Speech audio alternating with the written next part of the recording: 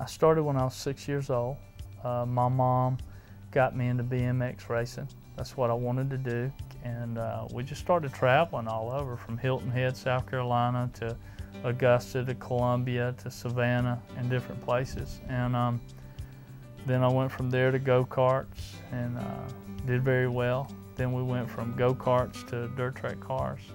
And now we went to asphalt and ran that USLR Hooters Pro Cup Series for a while. And now we're going to run the ARCA Series. And if this thing works out, we got a nationwide deal. We're going to run a couple races with that NASCAR Nationwide Series. So it's been a journey.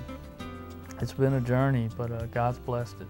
Gracie Kate came along, and she changed my world, that's for sure. Even racing and the aspects of what I've always wanted to do had totally changed. And we were running that Hooters Pro Cup Series still.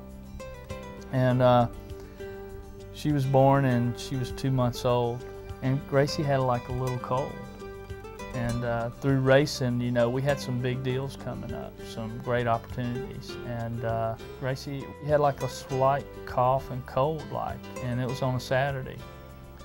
And moms just know, they just got that ability. And I was like, well, it's just a cold. I said, should we wait till Monday to take it to the doctor? And Cassie's like, no, we need to go to the night clinic now. So we went over there, and they said something bad was wrong with her, and they didn't know what. And they rushed us to MCG. Well, they thought she had a congenital web. You could hear something was wrong with her heart, but she thought she had a congenital web, which is a web around their heart, and told us to go to MCG. And didn't put her in an ambulance or anything. They just sent us to the hospital, but she went into heart failure on the way. We got her up there, and they put her under, and she was under for 2 months straight. And what I mean by putting her under is medically induced coma. Yeah, and so racing, the racing was totally out. I couldn't leave my Gracie, not to go racing or anything. We lived at MCG for 3 months.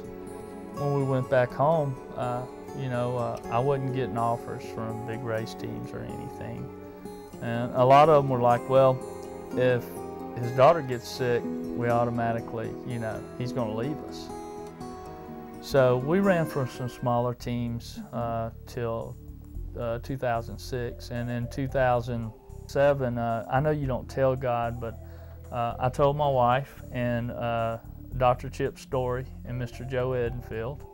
I called them that day on January 1st, 2007, and I told them, I said, I told God that if something big don't happen this year, that I'm kind of retiring from racing. I'm not going to chase it, and if God wants me to go to churches and clean toilets, that's what we'll do. That was my exact words. And 3 months later, we got an awesome situation come about, and next thing you know, we go to what I call a dream. A man offered us a race team, and this was a Nextel Cup, NASCAR Nextel Cup team, for a small price, and we didn't have no money. So I called a man I'd only met once, which is Mr. Wayne Brown. And when I called him and I told him the situation, and he said, well, Free, let me think about it, and I'll call you back tomorrow. Well, he didn't call me back, you know, till the following day.